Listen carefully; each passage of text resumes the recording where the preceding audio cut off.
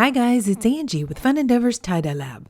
Today let's make some couples fan fold shirts. I'm using the same size for both of these shirts, but you can adapt this, if you've got maybe a couple where one's a size small and the other one's a size large, whatever the case may be. I have both the shirts turned inside out, and I'm nestling them right up next to each other where the bottom of the sleeves or the armpits are right next to each other. Then using a washable marker, which I'm going to attach to a piece of sinew, I'm just going to kind of wrap the sinew around the washable marker. I'm going to make a mark on the sides of both of the shirts where I'd like for the center of the fan fold to be. Then placing that piece of sinew on that mark, I'm going to draw half of an arc on each one of the shirts.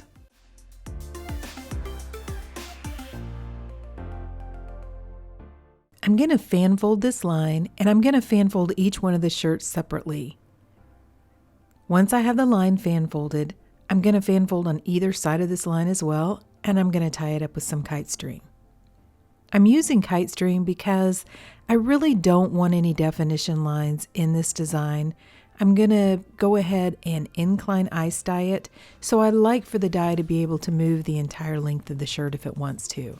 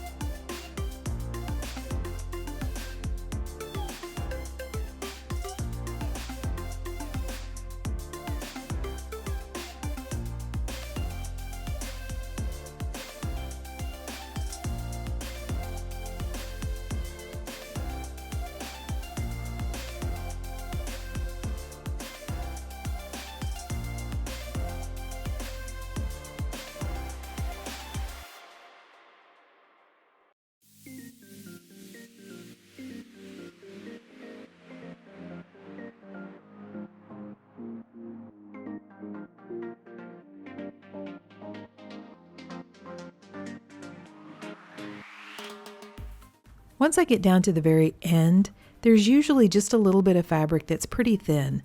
So I go ahead and fan fold that area, and then I'm going to fold it up and into the rest of the shirt.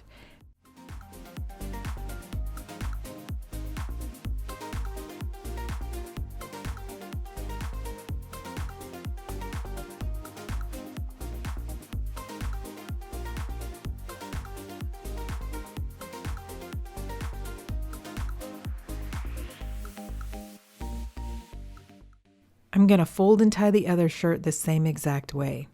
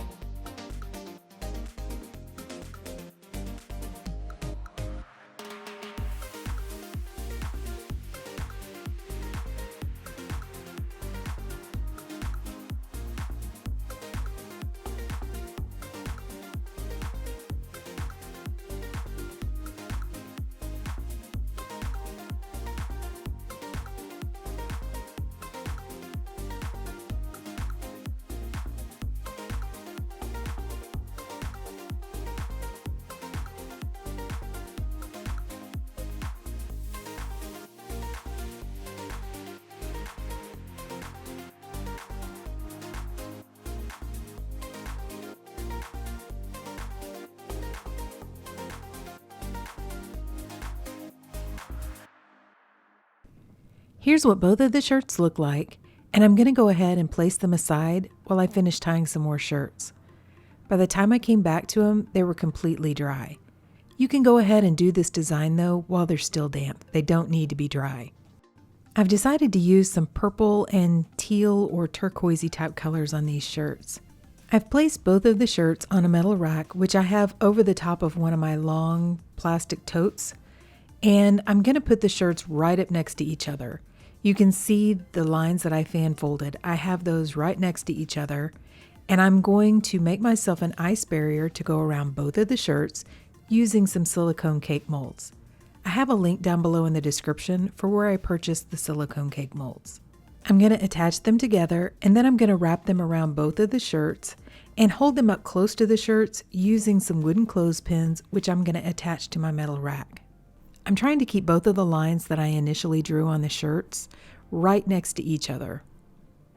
That way they're lined up perfectly.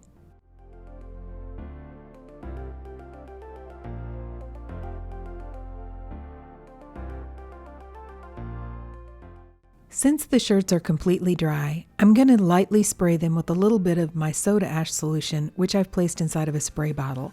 That will help the dye stick to the top of the shirts a little bit better. I'm going to apply the dye to both of the shirts at the same time, and I'm going to apply the dye in stripes. I'm starting with Aquamarine from Pro Chemical and Dye, and I'm starting by applying the dye to what's going to be basically the center of that fan fold. I'm going to leave a pretty large space of white to allow the dye some space to move. Then I'm adding Royal Purple from Dye Spin, followed by Mystic Blue from Happy Cat Tie Dye. Then from Dharma Trading Company, I'm using Lilac, Caribbean Blue, and Imperial Purple.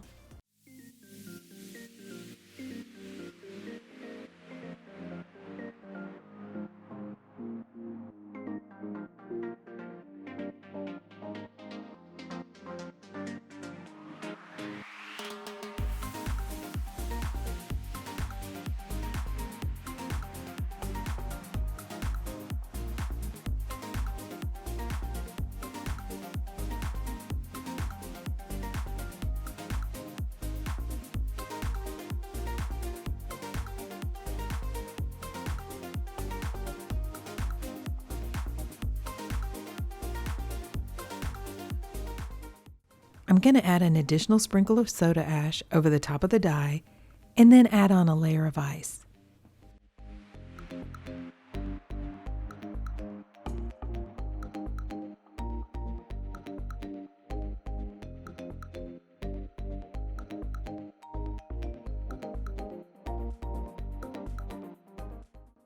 Once I have the ice on the shirts, I'm going to take one end of this rack and place it down inside of the container. That's going to put both of the shirts at an incline. Then I'm going to place the container aside and allow the ice to melt. After the first layer of ice melted, I came back and added a second layer of ice and allowed it to melt as well. I ended up placing this container outside where it was about 90 something degrees and our heat index was over 100. I left both the shirts and the container outside for about 24 hours and rinsed the shirts afterwards. You can see that I do have just a little bit of white left on one of the shirts, but it looks like I have pretty good saturation going through to the backside on both of the shirts. So let's go ahead and see what they look like. I'm going to start rinsing them in cold water to rinse out the soda ash. Then I'm going to untie the shirts, warm the water up to hot, and rinse them in hot water to rinse out the excess dye that didn't bond with the fabric. Instead of going ahead and rinsing both of the shirts for a long time, I'm going to go ahead and just run some really hot water in my utility sink, add some Blue Dawn dish detergent to the water, and just allow the shirts to soak. Since they're both the same color, I'm going to soak them together, and when the water cools off, I'll change it out and continue that soaking process until my water is remaining almost clear. Then I'm going to put both of the shirts into my washing machine along with some Dharma's Professional Textile Detergent and wash them using a hot water cycle. Okay, so the shirts have been washed and dried, so let's see how they look. Okay, so what do you guys think? I think these turned out looking really cool. I like the colors on them. The aquamarine, which I started with, has quite a few green splits, and I think that looks really cool. And then I also really like the Mystic Blue, which is the Happy Cat tie-dye color. It's the one that's got kind of the navy color and a little bit of a green that splits out of it as well. Actually, all the colors have cool color splits, but I think the colors work really well together. So the shirt that had a little bit of white left down at the bottom is the shirt that's over on the left. And honestly, I don't think the white area looks bad. I think the other shirt has a little bit on there too, not quite as much, but I think it breaks up the color and I think it looks really good. Honestly, I'm trying to embrace a little bit of white in my tie-dye. In general, in the past, I've really not liked to have any white left, but I do think sometimes white looks good on designs, so I'm starting to try to embrace the white on tie-dye. On these shirts, I left the white in between the different dye colors to allow the dye space to move and the colors to split. So I knew having some white might be one of the side effects of doing that, but I don't really mind it. I've included a bunch of photos so that you can see each shirt individually and then you can see them together. I love the way the dye moved on both of these shirts and I think they look really cool together. But what do you guys think? Do you like these couple shirts where they kind of mesh together? Please drop me some comments down below and let me know. And if you've enjoyed watching the video, I sure would appreciate it if you would like it and if you'd subscribe to my YouTube channel. If you'll hit the bell, you'll receive a notification whenever I upload a new video. Thank you all for watching, and I hope you have a great day.